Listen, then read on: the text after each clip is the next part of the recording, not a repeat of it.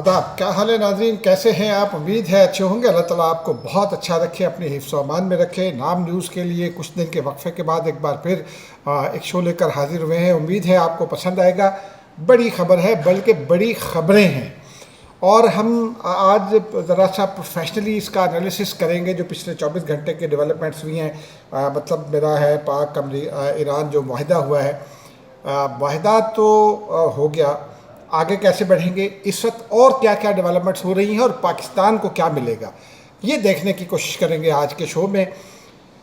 बराह रास्त बात कर लेते हैं। गुज़िश्ता शब रात गए, हमें चूँकि पहले से ही पता था, प्राइम मिनिस्टर ने ऐलान कर दिया हुआ था कि आज जो है वो माहदे का ऐलान हो जाएगा और सिग्नेचर, इलेक्ट्रॉनिक सिग्नेचर तय पाए थे। लेकिन बादशाह मेरी इतला ये है कि पाकिस्तान ने यह तजवीज़ किया कि चूँकि G7 समिट हो रहा है जनीवा में, और पाकिस्तान में सिग्नेचर की तकरीब इस वक्त फौरी तौर पर मुमकिन नहीं है, उसके लिए बहुत सारे इंतजाम करना पड़े होते हैं, बहुत सारा पैराफर्नीलिया जो है वो मूव करना होता है, बहुत सारे लॉजिस्टिक का सपोर्ट जो है वो अमेरिका से ख़ास तौर पर जब ट्रैवल होता है तो उसको मैनेज करना होता है। तो ये सारी चीज़ें जो है वो टाइम टेकिंग हैं।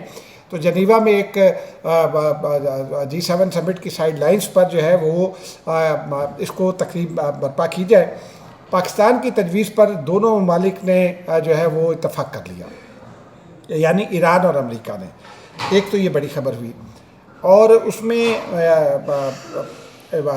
तकरीब जनीवा में होगी। ईरान की ये ख्वाहिश थी कि इस्लामाबाद में हो, अमेरिका भी यही चाहता था कि अगर इस्लामाबाद में हो जाए तो बेहतर है। ये मेरी इतला है, गलत भी हो सकती है, लेकिन मेरी इतला यही है कि दोनों ममालिक उसमें थे कि ये इस्लामाबाद में हो। और चूँकि ये इस्लामाबाद डिक्लेरेशन कहलाना है, बाद में जब हातमी वायदा होगा, या इस्लामाबाद जो है वो पीस टॉक्स कहला रही हैं, इस्लामाबाद MOU इसका ऑफिशियल नाम रख दिया गया है। लेकिन तकरीब जनीवा में होगी। मेज़बान कौन होगा, ये एक बड़ा इंपॉर्टेंट सवाल है। आज वज़ीर-ए-आज़म पाकिस्तान ने कौमी असम्बली में इसकी तस्दीक की कि पाकिस्तान की मेज़बानी में ये दस्तखत होंगे, यानी पाकिस्तान मेज़बान होगा और पाकिस्तान गारंटर भी होगा यकीनी तौर पर, और चाइना भी गारंटर होगा। उसका खुद अमरीकी सदर ने ऐलान कर दिया कि कहाँ कहाँ क्या कौन कौन गारंटर होगा। तो ये माहिदा जो है वो अब जुम्मे को होगा। इसमें हुकूमत पाकिस्तान से वो तमाम लोग जाएंगे पाकिस्तान से जो इस माहिदे को कराने में जिन्होंने बुनियादी किरदार अदा किया, यानी की रोल प्ले किया, वो आप सब जानते हैं।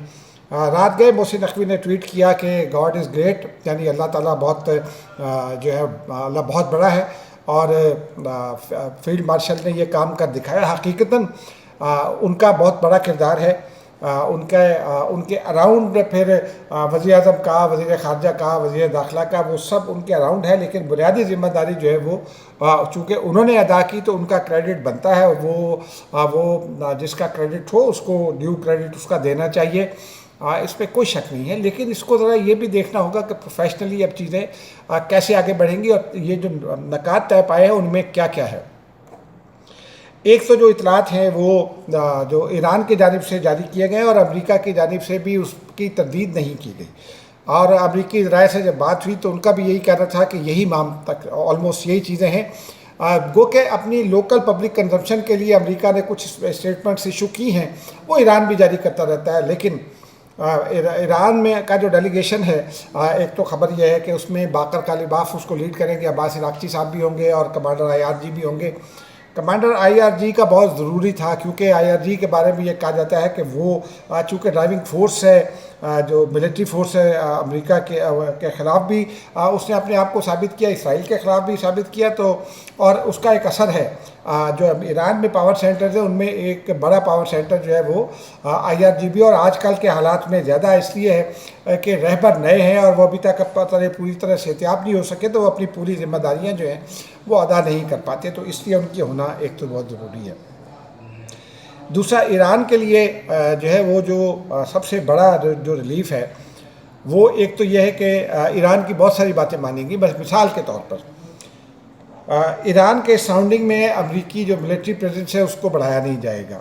आपने हरमुज़ खोल दी जाएगी, लेकिन ईरान का यह कहना है कि जब टॉक्स कंप्लीट होंगे तो फिर हम और ओमान उसको किसी तरह से चार्ज करेंगे। ये मेरा ख्याल है गैर मुनासिब मुतालबा होगा अब, इसलिए कि इंटरनेशनल वाटर्स में ट्रेड कार्गो शिपमेंट जो है وہ انٹرنیشنل رائٹ ہے وہ فری ہونا چاہیے، وہ دنیا کے بیشتر حصوں میں جہاں کوئی انویسٹمنٹ نہیں کی اور نیچرل اسٹیٹس موجود ہیں وہاں یہ سب چلتا ہے، اور جہاں کہیں اگر آپ نے کسی ملک نے کو اخراجات کیے ہوں اس کے لیے تو اس پر آپ کو جو ہے وہ بنتا ہے، ٹول بنتا ہے، لیکن بہرحال یہ معاملہ ہے، یہ پاکستان اس کو انڈرسٹینڈ کرتا ہے، تو پاکستان جو ہے وہ اس کو میری بات ہوئی تو لوگ جو متعلقہ لوگ ہیں وہ کہتے ہیں کہ اس کو حل کرا لیا جائے گا، اتنا بڑا کوئی ایشو نہیں ہے۔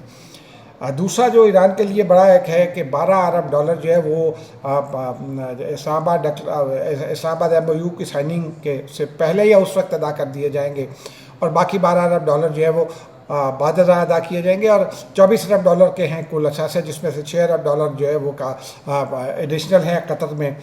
قطر کے حوالے سے بھی یہی کہا جا رہا ہے کہ وہ بھی اس کو جاری کرے گا۔ پھر ایک بڑی خبر جس میں یہ ہے کہ Islamabad M O U پر سائن ہوتے ہی ایک تو آپ نے ہرمز سب کے لیے کھول دی جائے گی، صدر ٹرمپ وہ اعلان کر چکے ہیں، بلکہ انہوں نے تو یہ بھی بتا دیا کہ اس کا جو جنوبی جو بے ہے وہ زیادہ محفوظ ہے، کیونکہ ایران کو جو ہے وہ اپنے نقشوں کی مدد سے، الیکٹرانک نقشوں کی مدد سے وہ جو اس نے بچھا رکھی تھی بارودی سرنگیں وہ صاف کرنی ہے، IRG وہ انجام دے گا۔ یہ بڑی بڑی ڈیولپمنٹس ہیں۔ پھر جو ہے UAE میں سمجھ لیں، اور جو مشرق وسطیٰ کے ممالک ہیں GCC کنٹریز، وہاں امریکی پریزنس کم ہو جائے گی، یہ ہم نے آپ کو پہلے سے بتا رکھا ہے۔ یہ بڑی ڈیولپمنٹس ہیں، اور ایران کی اس پر بات رکھی گئی ہے، اور امریکہ کو جو ریلیف چاہیے ہوگا وہ بھی ملے گا، اور امریکی صدر نے تو یہ بھی کہہ دیا ہے کہ معاہدہ ہونے کے بعد اس خطے کے لیے بڑے جو ہے معاشی ثمرات ہوں گے، اور یہ معاشی ثمرات خطے کے لیے ہوں گے، کیونکہ اگر پیٹرولیم کی پرائسز آپ لے لیں تو ذرائع یہ کہتے ہیں کہ 100 روپے کا ریلیف جو ہے وہ متوقع ہے پاکستان میں۔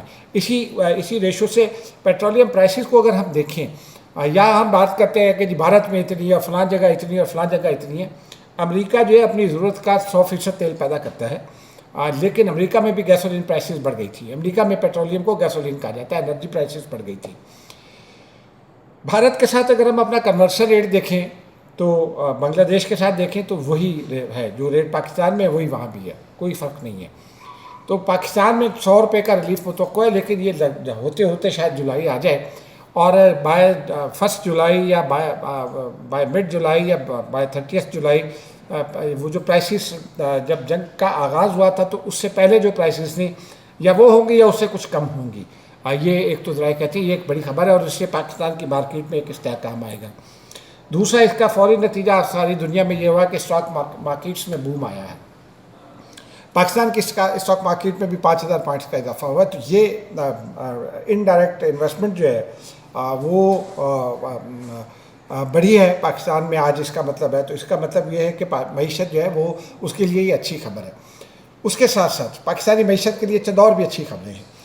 ایک تو جو پاکستان چونکہ نیٹ ہے ایک پیس بروکر کنٹری کے طور پر پاکستان سامنے آیا ہے، بدقسمتی سے 3 ممالک نے پاکستان کا نام نہیں لیا، اس کو خوشائند قرار دیا معاہدوں کو، اس میں ایک بھارت ہے، دوسرا UAE ہے، حالانکہ UAE کی ہم نے بہت مدد کی، تیسرا بنگلہ دیش ہے، حالانکہ بنگلہ دیش کی بھی ہم نے بہت جو ہے وہ مدد کی، اس کے اسٹوڈنٹس اس وقت بھی 300 اسٹوڈنٹس پاکستان میں ابھی حال ہی میں آئے ہیں وہ، اور آگے بھی لانگ ٹرم معاہدے ہیں، لیکن بھارت نے بنگلہ دیش کو لیور کیا ہے کچھ انویسٹمنٹ کے حوالے سے۔ بہرحال یہ دیکھتے ہیں آگے چل کر۔ البتہ ایک دوست نے آج بڑا زبردست کامنٹ کیا بھارت کے حوالے سے ہی، انہوں نے کہا کہ بھارت میں سے کسی نے ٹویٹ کیا کراس بارڈر ٹیررزم اور یہ وہ الزامات، وہی پرانے الزامات دہرا کر، اور پھر کسی نے کہا کہ نہیں یہ تو پاکستان کا اس میں کوئی کردار نہیں تھا، یہ جو ان کے پرائیویٹ لوگ چھوڑے ہوتے رہے ہیں ان میں سے کسی نے کہا۔ تو آج پاکستان سے ایک جواب دیا گیا ہے، ایک ذمہ دار شخصیت نے جواب دیا، انہوں نے کہا کہ اگر بھارت چاہے تو پاکستان امریکہ اور بھارت کے درمیان بھی صلح کرانے کے لیے تیار ہے۔ یہ اس کا نیٹ ایک تو رزلٹ ہے۔ دوسرا یہ کہ پاکستان اور ایران کے درمیان جو انٹرنیشنل ٹریڈ ہے وہ آسان ہو جائے گی۔ ادھر وزارت پیٹرولیم کے ذرائع یہ کہہ رہے ہیں کہ پاک ایران گیس پائپ لائن پر ایران نے تو کام مکمل کر رکھا ہے، پاکستان نے اپنی سائٹ پر کام شروع کر دیا۔ اگر ہم اس کا بیک گراؤنڈ دیکھیں تو ایران نے جو ہے پاکستان پر یہ تھا کہ وائلیٹ کرے گا پاکستان، تو پاکستان پر 10 ارب ڈالر جرمانہ ہوگا۔ ایران نے 12 پاکستان کو کہا، لیکن چونکہ پاکستان ہمیشہ ایران کو انٹرنیشنل فورمز پر سپورٹ بھی کرتا رہا اور اس کے لیے کنسیشنز کے لیے بھی کام کرتا رہا، تو ایران نے اگر اس معاملے کو عالمی ثالثی عدالت کے حوالے نہیں کیا تو یہ ایران کی گڈ ول تھی پاکستان کے اس گڈ ول اقدامات کے جواب میں جو پاکستان پچھلے 50 سال سے کر رہا ہے۔ تو یہ دونوں ملکوں کا ایک دوسرے پر اعتماد بھی، اور یہ اعتماد اب بڑھا ہے۔ تو اب یہ اگر گیس پائپ لائن کا ہو جاتا ہے تو یہ ایک بڑی پاکستان کے لیے انرجی سیکٹر کے حوالے سے بہت بڑی خبر ہے، اور یہ بہت بڑا ریلیف بھی ہوگا۔ ایک اچھی خبر یہ بھی ہے کہ آج ہی OGDSL کی ایک خبر سامنے آئی ہے کہ پاکستان میں پچھلے 23 ماہ میں جو آئل اینڈ گیس کے 18 ذخائر نئے دریافت ہوئے، تو پاکستان جو ہے وہ اپنی ڈومیسٹک پروڈکشن بھی جو ہے اس میں اضافہ بھی کر رہا ہے، تو یہ ایک بڑا ایک ریلیف ہے۔ اس کے ساتھ ساتھ پاکستان خطے میں نیٹ سیکیورٹی پرووائڈر کے طور پر بھی سامنے آیا، پیس بروکر کے طور پر بھی سامنے آیا، یعنی امریکہ اب جب وڈرا کرے گا GCC کنٹریز سے تو GCC کنٹریز میں وہ ایکسپرٹیز نہیں ہے ڈیفنس کی، تو وہ پاکستان امریکہ کو ریپلیس کرے گا۔ اور یہ پاکستان کے فارن ایکسچینج ریزروز کے لیے ایک بہت اچھی خبر ہوگی، کیونکہ جب آپ اس قسم کے معاہدوں میں انوالو ہوتے ہیں تو ظاہر سی بات ہے دنیا میں کوئی بھی ملک جو ہے وہ ایک دوسرے کے ساتھ جب ایگریمنٹ کرتے ہیں تو اس میں کیش انسینٹیو شامل ہوتے ہیں۔ اگر آپ کسی کو سیکیورٹی پرووائڈ کر رہے ہیں تو کیش انسینٹیو شامل ہوتے ہیں۔ پاکستان کی اہمیت جو ہے وہ بہت زیادہ بڑھ گئی ہے۔ پاکستان خطے میں نیٹ پیس پرووائڈر کے طور پر سامنے آ گیا ہے، پیس بریکنگ کنٹری کے طور پر سامنے آ گیا ہے، اور اس کے ساتھ ساتھ پاکستان ایک بڑی دفاعی قوت کے طور پر سامنے آ گیا ہے جو خطے میں انٹرنیشنل کارگو ٹریڈ جو ہے، کارگو شپمنٹ، اس کی سیکیورٹی کی اس وقت بھی ذمہ داری پاکستان بہت بخیر و خوبی ادا کرتا ہے، بحیرہ احمر تک، ریڈ سی تک، اور ٹاسک فورس کا حصہ ہے، لیکن پاکستان کا رول بہت امپارٹنٹ ہے۔ لیکن اب خطے میں پاکستان ایک نیٹ سیکیورٹی پرووائڈر، دفاعی قوت کے طور پر موجود ہے، اور یہی پاکستان کی بڑی کامیابیاں ہیں۔ اسی کے تناظر میں پاکستان کی معیشت کے لیے اگلے دنوں میں اچھی خبریں آئیں گی، اس پر اب آپ سے بات کرتے رہیں گے۔ اب چلتے چلتے 2-3 چھوٹی چھوٹی خبریں سن لیجئے۔ ایک تو یہ کہ پاکستان پیپلز پارٹی کی حکومت سے ناراضگی ابھی تک دور نہیں ہوئی، بجٹ پر کچھ کنسرنز ہیں۔ آج نوید قمر نے بلاول بھٹو کو بریفنگ دی اور یہ بتایا کہ جو حکومت ہے اس نے جو ہم سے وعدے کیے تھے بجٹ ان وعدوں کے مطابق نہیں ہے، جو بجٹ ہمیں دکھایا تھا ایکچوئل بجٹ اس سے مختلف ہے۔ تو بلاول بھٹو زرداری نے آج اجلاس بھی طلب کر لیا تھا، رات گئے وہ ہونا ہے، لیکن انہوں نے اپنی مذاکراتی ٹیم کو ہدایت کیا کہ حکومت سے بات کرے۔ دوسری بڑی خبر یہ ہے کہ کشمیر میں مسلم لیگ نون جو ہے اس نے پیپلز پارٹی کو ٹف ٹائم دینے کا فیصلہ کیا ہے۔ کشمیر پر بات کل کریں گے یا پرسوں کریں گے، لیکن نون لیگ نے یہ پیپلز پارٹی کا جو مطالبہ ہے اس کو رد کرتے ہوئے بروقت ان ٹائم الیکشن کرانے کا مطالبہ کر دیا ہے۔ یعنی اب وہ پیپلز پارٹی اور نون لیگ کشمیر میں ایک دوسرے کے سامنے کھڑی ہیں، اور سوشل میڈیا پر تو جو کچھ ہو رہا ہے وہ آپ دیکھ ہی رہے ہیں۔